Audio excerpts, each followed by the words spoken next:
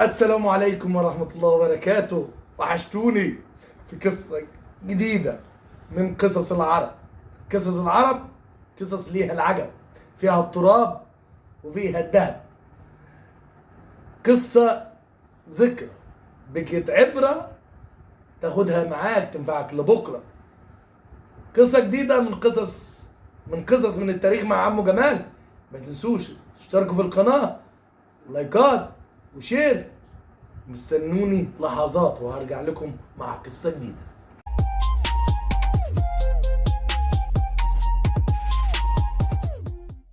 أعيد الكلام بتاع الحلقتين اللي فاتوا عشان نعرف القصة دي اللي ما سمعش الحلقتين اللي فاتوا.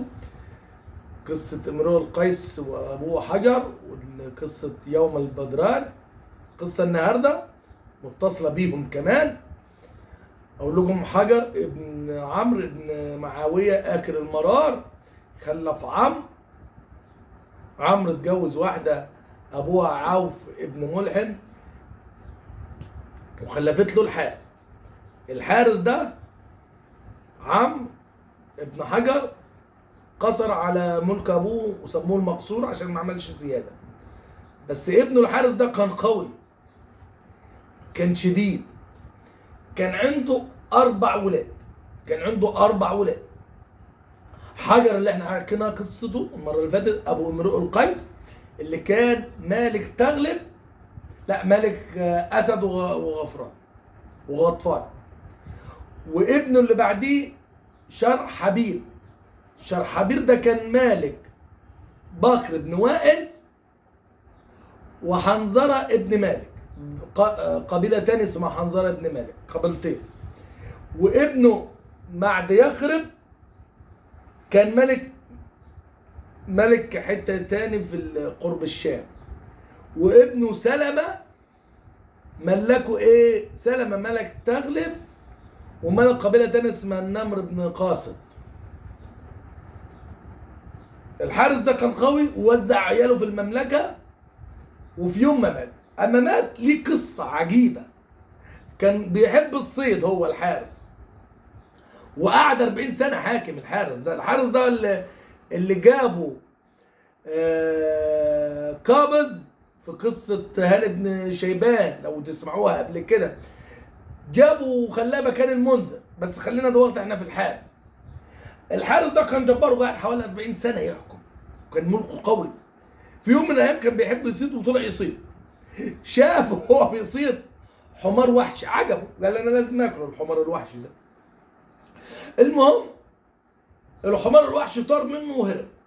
الحارس يسكت؟ لا ما يسكتش، قال لازم اكل الحمار، لازم تجيبوا له الحمار. قعدوا 3 ايام يدوروا على الحمار الوحشي لغايه ما لقوه هيموت وخلاص، وفي الشمس هتموته وعطشان وخلاص. اخدوه شربوه وذبحوه واكلوا مين؟ اكلوا الحارس. اول ما اكل الحارس كبده مات. الحارس مات، الحمار شكله السمن. الحارس مات. المهم الحارس ساب ولاده.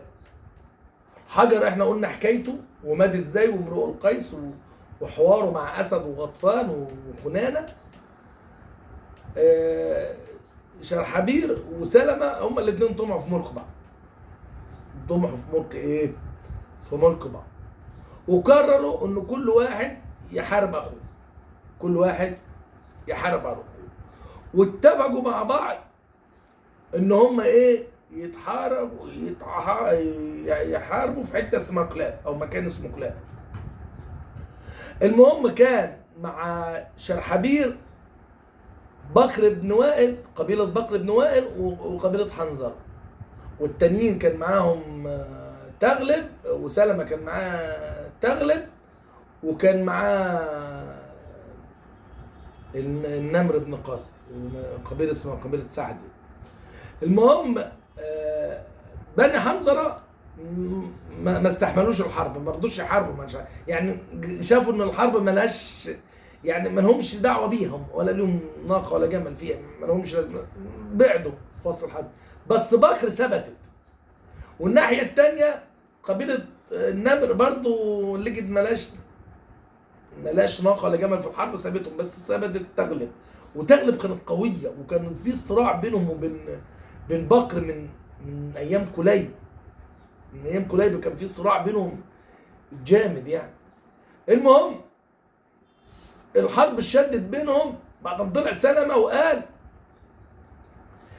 اللي يموت شرحبيل، هو اخوه شرحبيل بس كان ماسك في حته تانيه، اللي يموت شرحبيل ليه عندي 100 ناقه.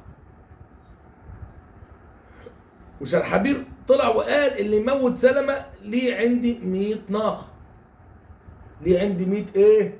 100 ناقه. المهم حاربوا من هنا ومن هنا ومن هنا، اتغلب شرحبيل، وبكر انهزمت وتغلب هزمتها، ومشت بكر ومشى شرحبيل، مشى وراه واحد اسمه ايه؟ ذو الثنيه التغلبيه من تغلب، وقال انا هقتل، يعني هقتل عشان اخد ال 100 ناقه. المهم شرحبيل قتله، شرحبيل ايه؟ قتله. الثنيه هو ماشي كان ليه اخ اسمه ايه؟ حنش كان اخوه من امه، قال له ما تسيبش حجي ولازم تاخد حجي، ومات ذو الثنيه. ماشى ورا مين؟ ولا عمك شرحبيل. شرحبيل كان تعب وكان معهوش حد، وحنش المسك قال له انا هقتلك، يعني هقتلك. شرحبيل قال له اللبن. يعني ايه اللبن؟ يعني الديه. قال له وديتي يعني انا ملك. قال له لا انا هقتلك باخويا. قال له ازاي تقتل ملك بواحد من العامه؟ قال له لو كنت انت ملك، اخويا العامه دوا بالنسبه لي ملك، وانا هقتلك يعني هقتلك. المهم حنش دوا قتل عمك شرحبيل وقطع راسه، وراح يبعتها لمين؟ يبعتها لسلمة ابن الحارث اخو شرحبيل. اول ما شافها سلمة فضل يبكي وزعل على اخوه، وقال ازاي اخويا يتقتل بسبب ناس عامه مش عارف ايه. المهم سمع الكلام ده عمك حنش ما رضيش يروح، بعت راسه مع مين؟ مع واد عمه، واد عم حنش، وبعتها له. راح له بعد ما بعت له رساله سلمة قال له ارجع وارجع وما تخافش، ارجع وما تخافش احنا هنكافئك. قال له لا انا مش هرجع، انت ممكن تقتلني زي ما ابوك قتل الناس في يوم ضيعات دي ليه قصه تاني كبيره. في النهايه حنش مشى ومات شرحبيل، والملك بتاع الحارس اتمزج ما بينه وبين عياله، وهي دي سنه الحياه. والحارس دوا كان بيبيح المذهب الإباحي اللي كان عامله قابس، ونهايته ولاده. استنوني في قصة جديدة من قصة من التاريخ المرة الجاية. استنوني، ما تنسوش تعملوا اشتراك ولايك، والسلام عليكم.